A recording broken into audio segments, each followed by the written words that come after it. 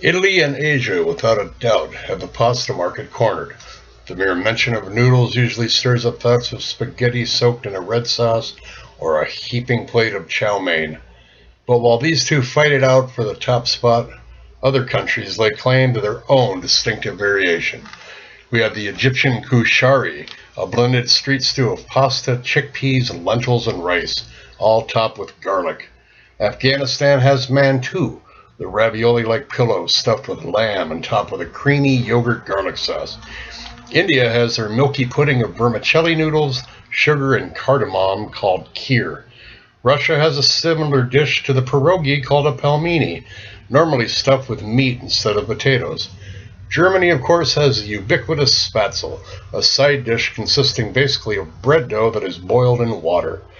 Greek pasticcio, a lasagna-like dish with a pasta foundation and a cinnamon and nutmeg-spiced meat mixture. And of course, there's kugel, a Jewish dish of Eastern European origin made with egg noodles, which is similar to bread pudding. Thanks for joining us again. My name's Chef John Politte. We're at Edgewood Senior Living in Blaine, Minnesota, and you are here on It's Only Food.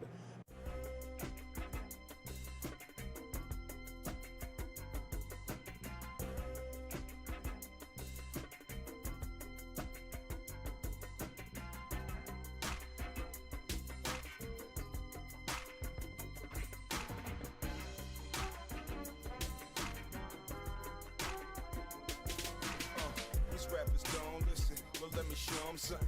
You hear that beat pumping from the soul kitchen. Now what you fixing up? Good food, soul food, come and pick it up. These rappers don't listen, well let me show them something. You hear that beat pumping from the soul kitchen. Yeah. Now what you fixing up? Good food, soul food, come and pick it up. Hey yo, I never been so paid. Today we are making vegetable marinara over angel hair pasta. We've got our green peppers, we've got our zucchini, we've got all our vegetables. A little bit different that you're gonna see. There's probably 500 recipes for this. This one happens to be mine. Remember always to wash your vegetables. We got these in there. I got the mushrooms already washed because they were a little bit more dirty. But we got our carrots, celery, and the squashes in there. Onion, of course, we'll peel it and then we'll wash it again. Always remember to wash your vegetables before you don't want to have any dirt in your recipe, unless, of course, the recipe calls for it. Here you can see we've got our celery and our zucchini, our yellow squash, our diced tomatoes, cottage cheese, Parmesan cheese, mushrooms, celery, diced tomatoes, and onions, along with rosemary, garlic, basil, and oregano. Here we have our stock pot that we're going to cook all this in. We have all of our vegetables we're going to saute in here with some butter and olive oil, and then we're going to add about 2 quarts of some nice good tomato sauce that I've prepared for it. Then we have the piece de resistance. I have the pasta. It's angel hair or capellini, which is but we know it here as angel hair. I love this. It's just got a beautiful texture and it's tiny. It's not like a big thick noodle or like a wide broad noodle like a fettuccine or a spaghetti. So it's very good. It's very toothy. You can eat a lot of it. With a sauce just tends to stick to it better. Always remember when you cook your pasta, don't oil it up too much. You know, you want it to be kind of sticky so the sauce adheres to it when you go to eat it. You don't want it sliding off the noodle or, hey, what's the point? All right, in descending order. We're going to go. Got the heat on. So as stuff starts cooking, I got a little butter in there. I'm going to add oil, a little olive oil in there too. What takes longer to cook? We're going to start with carrots. Boom. And our celery. It's going to go in there next. Then we're going to give that a little bit of time to cook.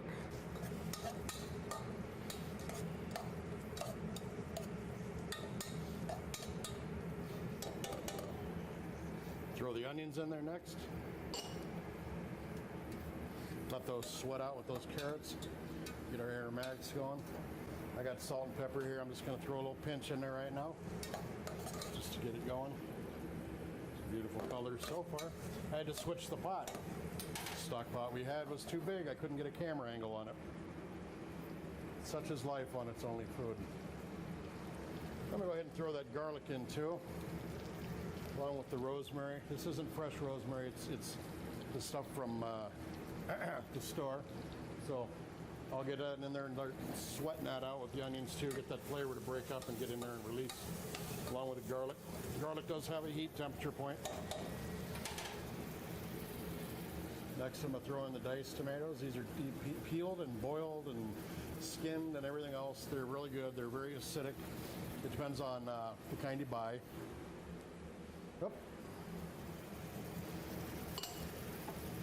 Green peppers are going to go next. See, that flame's going good now. We got some action in the pot.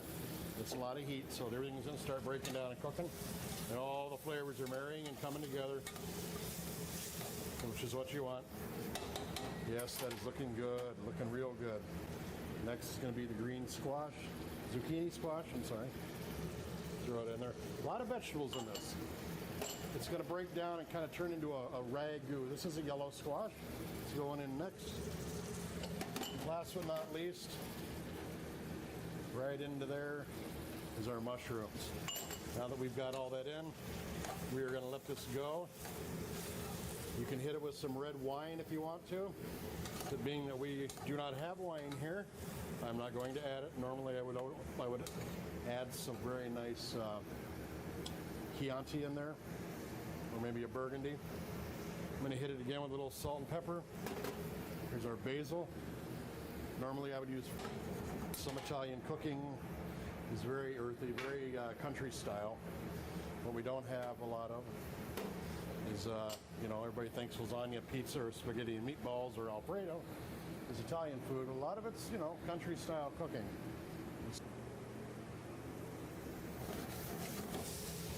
All right, this is starting to break down now. All the vegetables are starting to cook, come together, caramelize. They are melding into the kind of a ragu that we want. The tomatoes are helping that out with their acidic. So now we're going to add the sauce because they're all soft. And of course, we're going to let that sauce simmer for a good hour. And through the magic of TV, we will see the finished product. I said a simmer. We're not at a simmer. We're at a boil here. Yeah. Fire!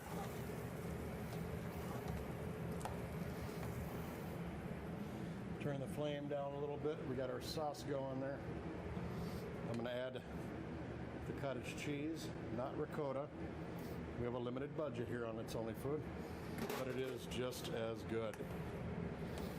Remember, this is my way of doing it. It might not be the way you've been taught or the way you've been shown in the past. It may not be under that giant rock in Europe that says marinara sauce. It's the only way to make it. But you know what? That's why I call it It's Only Food. All right, this is looking pretty good now. We're going to take it off the stove and we're going to plate it up with some capellini. All right, well, it is kind of a tragedy here at Only Food plate due to our limited budget. But with the way the economy is and everything, you got to do what you got to do. So we're going to put the pasta right on there.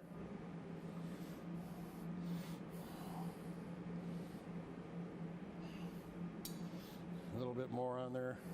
You can serve this family style. This could be somebody's, plate of food, Jethro, And we're going to put that sauce right on the top of it. Oh, the flavor is going to be incredible. So, here it is. A little marinara sauce, and you got your cheese right on top. You can serve that with a breadstick. You can serve that with garlic toast. You can serve it however you want. But I think